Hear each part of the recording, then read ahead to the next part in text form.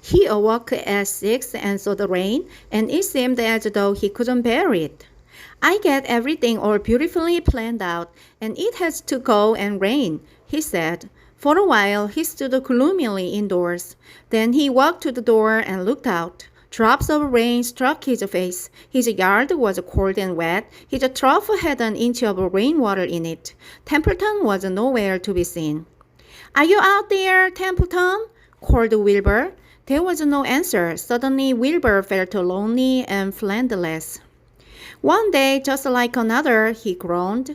"I'm very young. I have no real friend here in the barn. It's going to rain all morning and all afternoon, and fun won't come in such bad weather.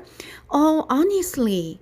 And Wilbur was crying again for the second time in 2 days. At 6:30, Wilbur heard the banging of a pail. Lurby was standing outside in the rain, stirring up breakfast. "Come on, pig," said Lurby. Wilbur did not budge.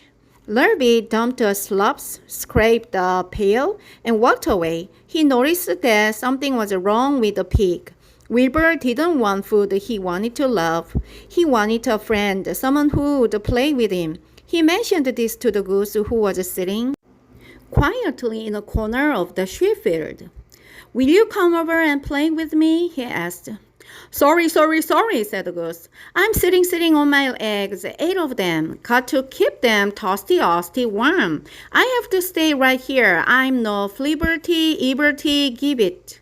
I do not play with there are eggs to hatch. I'm expecting goslings."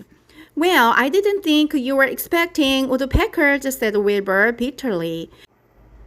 Wilbur next tried one of the lambs. "Will you please play with me?" he asked. "Certainly not," said the lamb. "In the first place, I cannot get into your pen, as I am not old enough to jump over the fence. In the second place, I am not interested in pigs. Pigs mean less than nothing to me." "What do you mean, less than nothing?" replied Wilbur. "I don't think there is any such thing as less than nothing. Nothing is absolutely the limit of nothingness. It's the lowest you can go. It's the end of the line. How can something be less than nothing? If there were something that was less than nothing, then nothing would not be nothing. It would be something, even though it's just a very little bit of something. But if nothing is nothing, then nothing has a nothing that is less than it is." "Oh, be quiet," said the lamb. "Go play by yourself. I don't play with pigs."